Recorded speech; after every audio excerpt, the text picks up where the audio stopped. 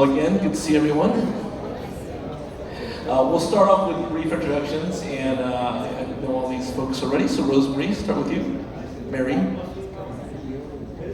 Hi, I'm Rosemary Sagar, and come all the way from Miami, where I'm based currently, and after many years in New York, manage a single family office with our operating business in India, which is a holding company for an IP law firm from 1827.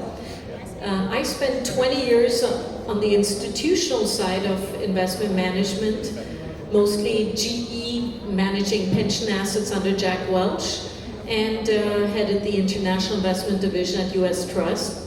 And then the last 20 years, I've been investing into alternatives on the family office side. I was managing the Kingdon Foundation for Mark Kingdon, Kingdon Capital, one of the oldest hedge funds in New York, and also my own family entities side by side. And we're about 80% in alternatives now, and only about 20% in traditional assets. Thanks, Rosemary. You'll be great to lean on. Imtiaz. Thank you. My name is Imtiaz Mata. Actually, the company that you saw, I think it's a printing error. It was many years ago. So I run a fund. It's called Ideal. We invest in the energy, environment, high-tech sectors. Our LPs are mostly from the region, national sovereign funds. We have projects in Europe. Here we also set up companies, we run it, but we also invest in startups that fits in our investment thesis. A pleasure to be here. Thank you. Thank you. And Arijit. Hi, this is Dr. Arijit Bhattacharya. I started my life as an entrepreneur, completely bootstrapped one, when I was probably a kid in 1998. After 10 years of running business, I felt that there is a big need for other fellow entrepreneurs to raise capital. Hence, I became an angel investor, and eventually we floated a fund called Co-Innovate Ventures. Usually look for the deep tech technologies and a couple of other sectors as a funding opportunity. Probably traveled half of the world, love to connect with people, and in last few years we have done massive projects, mainly on smart city development, a few bit of on health tech and med tech. Happy to be here. Well, thanks everyone for the introductions. So we'll start off with the easy question, fluctuating interest rates. So arguably, I'd say interest rates have been moving the most that we've seen in quite a number of years.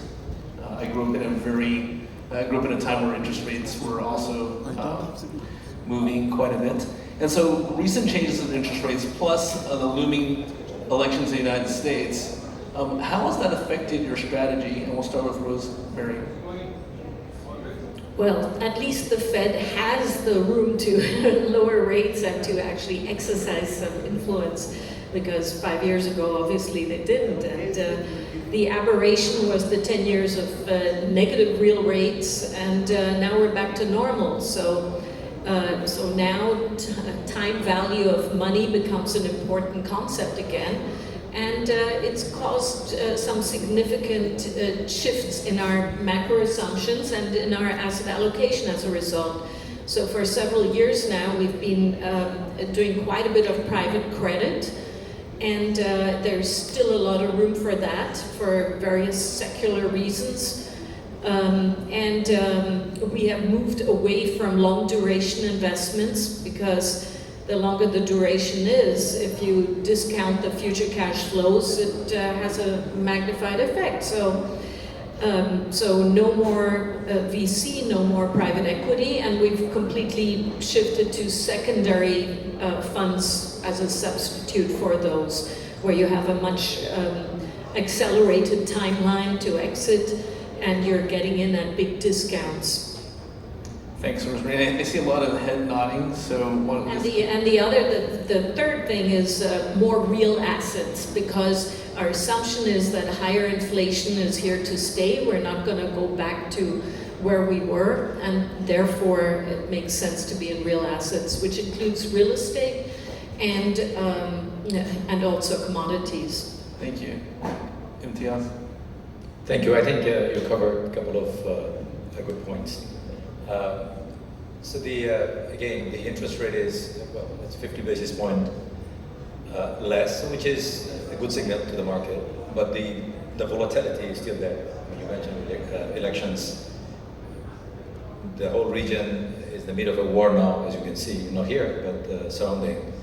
And then China is a big question. The growth in China has also slowed down significantly in the recent years. So that means for investors, what is important is to have a stable cash flow in this volatile period of time. But also you look at the record valuation today in the market. So the equation doesn't make sense for some time. So you will see that a lot of people are cashing out in the valuation and preserving their cash. One less unknown famous person called Warren Buffett, he, as you can see, took it. So for us, the way we see it is that we actually think that the hard asset, as you mentioned, are the first priority. And when I look at the fundamental is we look at in the infra which makes the most sense. So today, the AI is driving lots of demand for electricity. And AI is also driving demands for data center. And if you go back even step below, that means you need more raw materials, you need more mining, you need those sectors. So we are focusing on investing in those segments, data center, long-term assets such as renewables, water, infrastructure projects, because those are going to, but then these are long-term. So we are focusing on the long-term assets in this macro environment. Yeah, infrastructure strategy, and I'm sure Arijit is going to have more to say. Just as the last 2 days, we talked a lot about artificial intelligence, and I'm not sure if we covered it in the panel, but I know we've been talking about it. So recently, Microsoft said that they were supporting the restart of 3 Mile Island nuclear reactor. Google said that they want to invest in nuclear energy. Amazon said they want to invest in nuclear energy, and Putin had said he wanted to think about restarting Chernobyl. So I think this long-term thought that because of AI driving so much energy demand, that of course data centers are coming back, and we also say that we're putting the silicon back in Silicon Valley. It had been a software. It had been a software a couple of decades, and now we're moving back to the need to optimize the hardware. Arijit, what are your thoughts on what we've been talking about? I know you have something to say. Thank you so much for this. Well, let me give you a small bit of perspective. So I sit as one of the jury member in our Prime Minister's Committee of Startup India Award.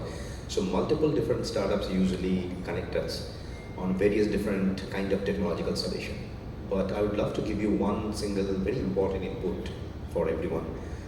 When it comes to investment, at least for us, we see what will actually continue, what is sustainable, and what will make the impact. So if the entrepreneur, by policy, by philosophy, they are here to make an impact, that's gonna stay. And from the investment perspective, that's what we are actually looking for. So if we talk about AI, to be very honest, AI is not new.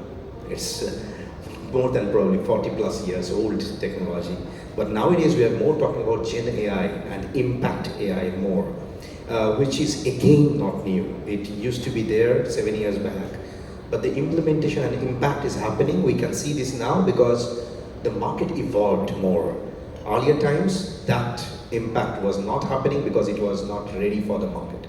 So when we talk about investing probably in these kind of technologies, whether that is AI, whether that is Gen AI, whether that is sustainable development, or probably creating smart cities, there our focus usually happens whether that's gonna stay for next 10 years or not.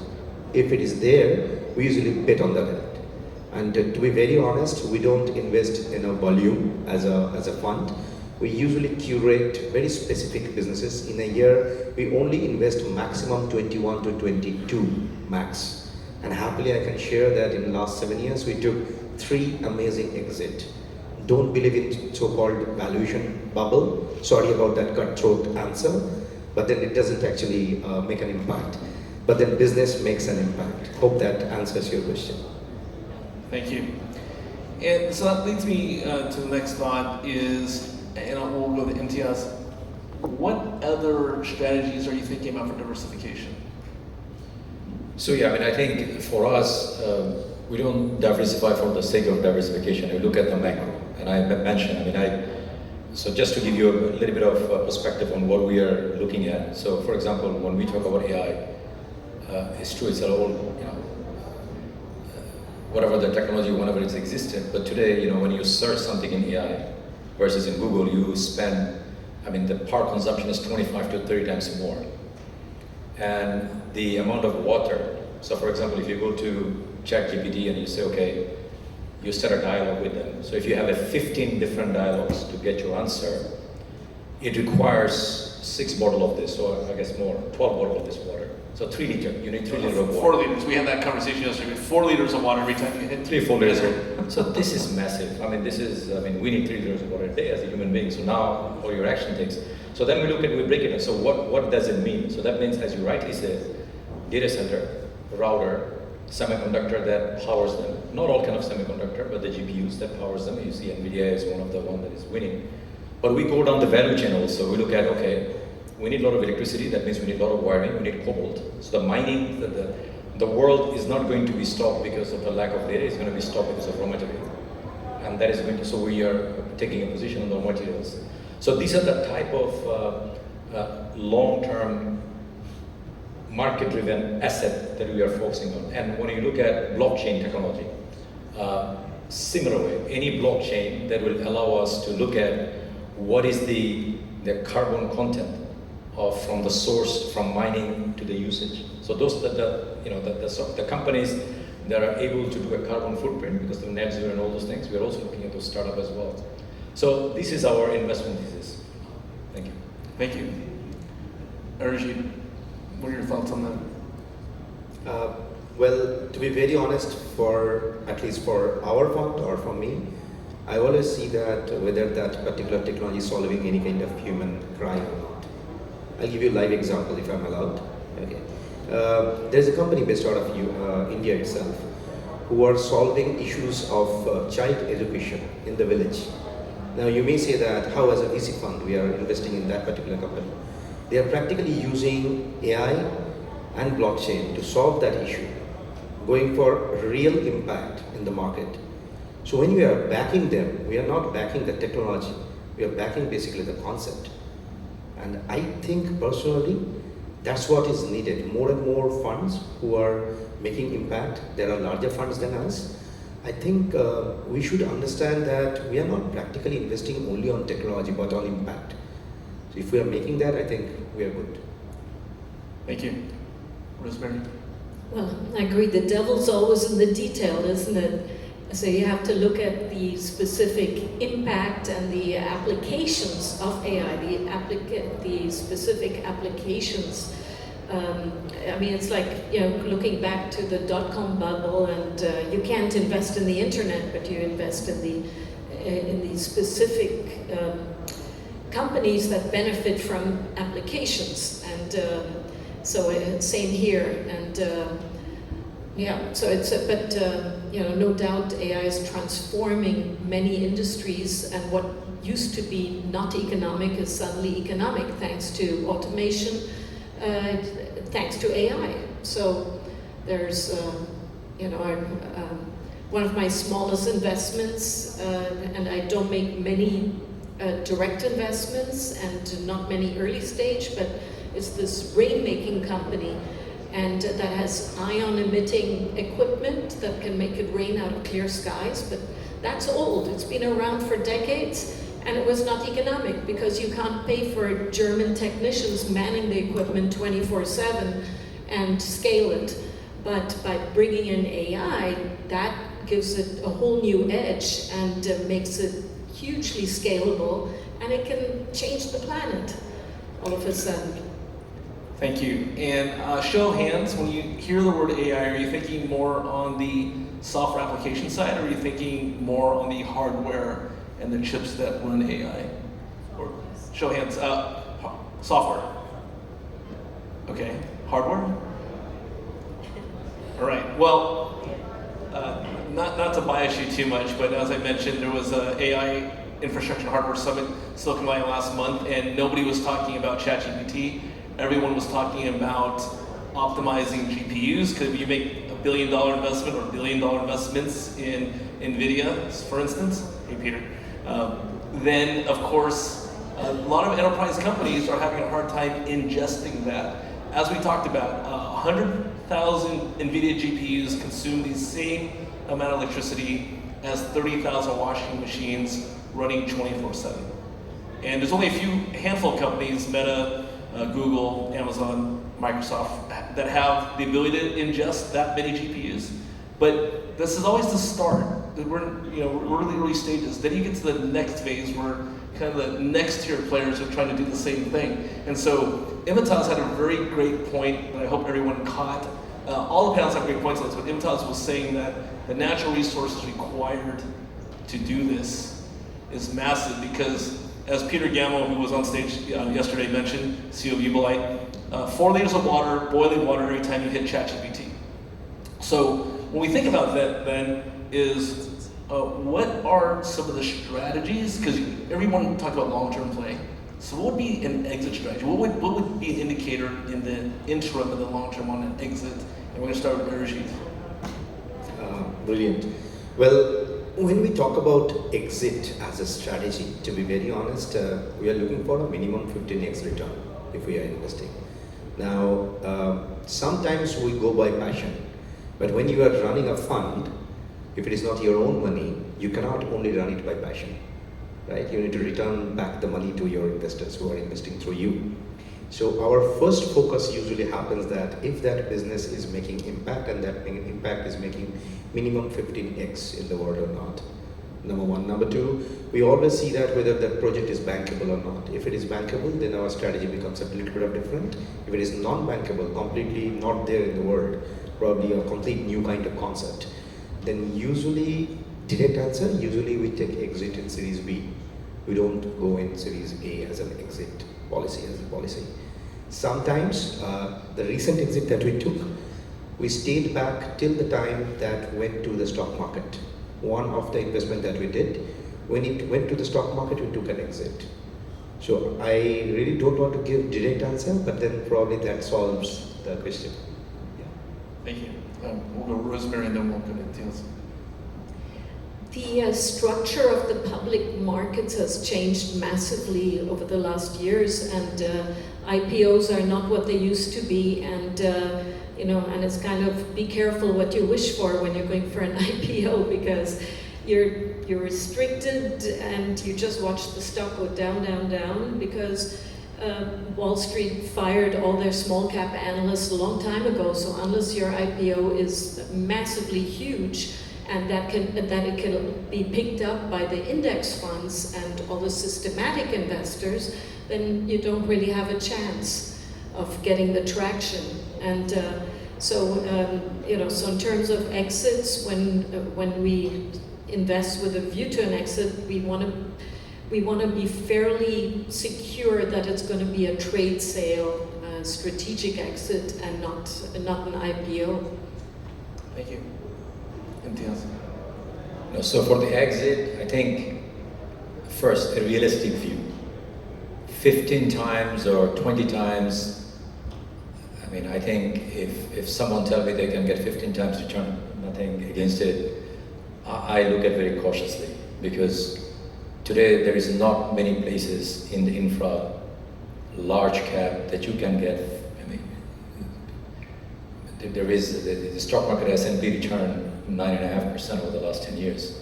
So what we look at is DPI, which is today most of the cash, how much cash you raise and how much cash you can return.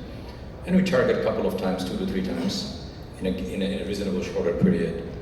So the exit, I think my colleague panelist has already mentioned, is not just to IPO. A lot goes to the trade sales. And also it's a lot of financial engineering today is happening at the fund level as well. So private debt is one of the ways to optimize your portfolios, because all those large projects requiring debt more effectively and efficiently than go and raising in the bank. So we look at a multitude of exit. Mostly it's going to be, so for example, I mean, this has been happening for the last 20 years anyway. Anyone that is making, for example, on a platform level, software for Google, they exit to Google. NVIDIA has become a huge exit ground now. So will be a lot of raw materials. Private debt is another way to package your portfolio so that you have a return expectation better. So it's a multitude of things we're doing. But I think the market is a little bit more realistic now. And of course, for the large volume, nobody is looking at those sort of crazy amount of expectations. So long you can beat the market with some alpha, I think that's good. Thank you. And then this is more as an aside, but have you heard about the new way of acquisition in Silicon Valley? There was an AI company that was profitable, was generating revenue, and Google still decided to buy the 3 founders and give $1 billion to keep the company running, but acquired the founders, ingested them, and then gave like the CFO enough money to keep the company running, and that was like a very new way. Excellent. That is precisely. So these are the new exit. So they paid $1 billion for those 3 gentlemen. Right, and this is piggybacking on what Rosemary and the point you were making to us that IPOs aren't what they used to be. I don't know how many people had access when all the LLMs were coming up, so Anthropic, but I got a little concerned that everybody was offering me secondaries on that. So the fact that everyone was offering me that was an indication that I probably wouldn't jump into. So just a few minutes we have left. I wanted, however any of the 3 of you want to give some advice that people normally wouldn't hear, whatever you're comfortable with. I think they want to hear what is some strategic advice, and we'll just go that way. Well, I'm inclined to think that the biggest, the most interesting part of the market is still going to be on the private side and not the public side. The public side is still sort of the tail wagging the dog in terms of the big passive investors, the index funds, and not the fundamental investors. But I see convergence between private and public markets more and more, and that's because of the proliferation of secondaries at all levels, and there's so many different strategies within secondaries that are developing now. So I think it's extremely interesting, and you can get fairly good liquidity in various types of secondaries. So so I'd say be open-minded. We look for niche strategies that are less crowded, less correlated with the markets and the economy. We look for hungry managers that have a lot of skin in the game, that have their own money in the funds. And we love first-time funds where the principals have proven themselves elsewhere and kind of in the same team constellation, and then they want to do their own thing, and it's crucial that the first fund does well, so you benefit at various levels. So. Thanks, Rosemary. MTLs. So I guess in this conference, a lot of people are, not all, but many people are looking at raising fund from this region because we're in the region. So I'll give you regional perspective. Some of the takeaways, we work with sovereign funds, and to a lesser extent family office, but mostly sovereign funds. So when you are pitching for raising capital, whether you're a GP or you're a company, in the past, the focus for this region is to allocate the capital outside companies, which is they do it to a certain extent, but there is a huge focus of developing their own economy. So a lot of, if you go to many industries, you will say, oh, what's happening is the cash drying up. Actually, no. They are deploying far more capital, but they're deploying it regionally. So any company, any startups, or any fund that's going to do something here, don't expect to come here, take a bag of cash, and then go back. I think you should do something in the region. How do you develop the local content? How do you, set up an office and actually do something? If it's a portfolio company, can your portfolio company set up an office here and sell their products? So there has to be a strategic angle for people who come here. You will have 10x more successful. Now I can use the 15x.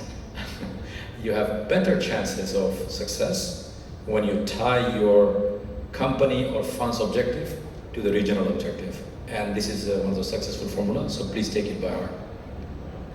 Thanks, Imtiaz. Erji? I'll answer it with a real life story.